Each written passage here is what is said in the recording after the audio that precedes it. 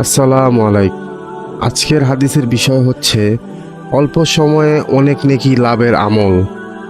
মানুষ প্রতিদিন কত আমল করে, কোনো কবুল হয় আবার কোনোটা কবুল হয় না।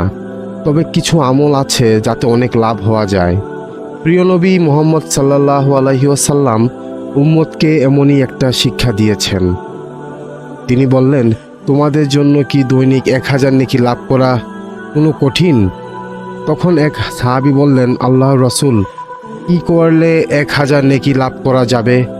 তখন নবীজি সাল্লাল্লাহু আলাইহি ওয়াসাল্লাম বললেন, 100 বার সুবহানাল্লাহ বললে 1000 নেকি লেখা হবে, অথবা কোনো কোনো বর্ণনায় 1000 গুনাহ মোচন হবে। সম্মত করা হয়েছে। মুসলিম হাদিস 2698, ইবনে হিব্বান হাদিস 825।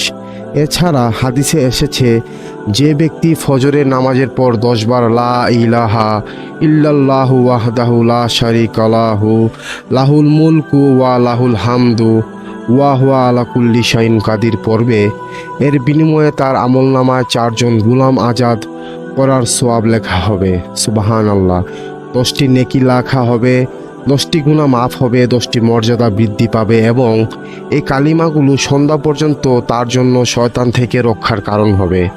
মাগরিবের পর পড়লে অনুরূপ সওয়াব মিলবে এবং সকাল পর্যন্ত শয়তান থেকে হেফাজতে থাকবে। মুসনাদে আহমদ হাদিস 23518, তিরমিজি হাদিস 3534।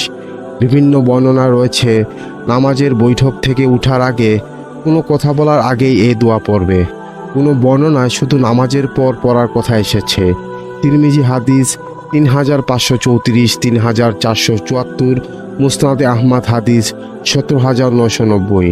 অন্য বর্ণনায় এসেছে, তার আমলনামায় 1 নেকি লেখা হবে, 100 গুনাহ মাফ হবে এবং একজন গুলাম আজাদ করার সওয়াব পাবে। মুসনাদে আহমদ হাদিস 8719। অন্য হাদিসে এসেছে, ইসমাইল আলাইহি ওয়াসাল্লামের বংশধরের একজন গুলাম আজাদ করার সওয়াব পাওয়া যাবে। সুবহানাল্লাহ। ভিডিওটি ভালো থাকলে অবশ্যই চ্যানেলটিকে সাবস্ক্রাইব করে দিবেন, সঙ্গে থাকবেন, পাশে থাকবেন। আসসালামু আলাইকুম।